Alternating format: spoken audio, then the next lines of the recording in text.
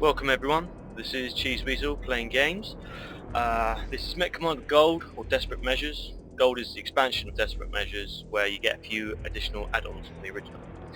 Now, this is a strategy game, just like Warcraft 3, StarCraft, but in the franchise of Battle Mech games. Mech Warrior, Mech Assault, anything like that. But you're controlling the units rather than being inside them. And today I'll be doing the original campaigns, Command interface initiated.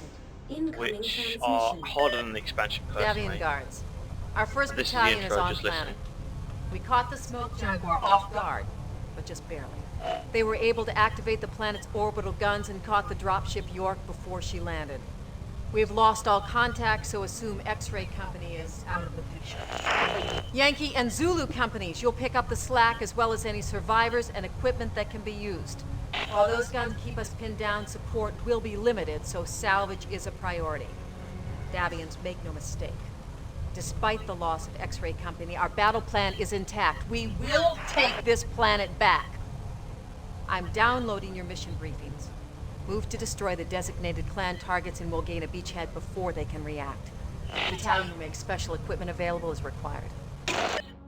Okay, so excuse me. Right, so we're taking back a planet which used to be ours but got attacked by the clans. Clans used to be part of us, which were the Inner Sphere. Now, the clans were formed after a squabble between Inner Sphere. A guy went off, military leader, took half of all of military forces of Inner Sphere, went off into outer space. That was the year 2800, I think, and then the guy Davian, I think is his name, his heirs came back with the clans, which were a load of different,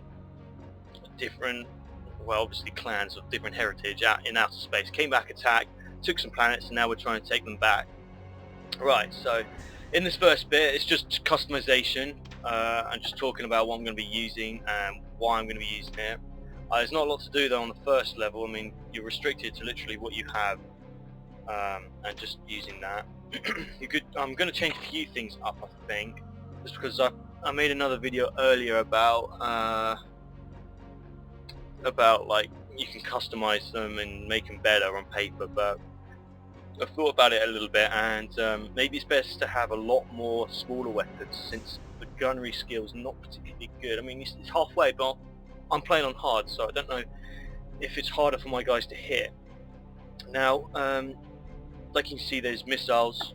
If I go to the purchasing place, you can just get a better feel for it. You get lasers, rocket launchers, and then you can get a lot of other different things like flamers, which are more like miscellaneous sort of thing. Flamers, there'll be like Gauss rifles, yeah, PPCs. They're all like individual in their own name, whereas you normally get a streamlined sort of lasers that come from short range to long range, and then you can get them in pulse or laser. So one's stronger and slower, but one's weaker but attacks faster. And then you can get the same feel with missile launchers. You can get small, medium, and large, and then you can get some streaking ones, which are short range, which are special. You can also get ballistic weapons, which are normally called AC or LBX in the Mech Warrior games, but they call them autocannons in this. As you can see, there's some things which are blacked out. I can't get them at the moment, but I probably wouldn't be able to buy them anyway. They're limited to ammo. They normally do more damage, and they're quite slow, or they're relatively fast, like a machine gun almost. Like a light autocannon's quite fast. Yeah, you can see it's long range, good cycle, and light damage. But that's the pros about a quick firing gun. It can get a lot of damage off and a lot of shots.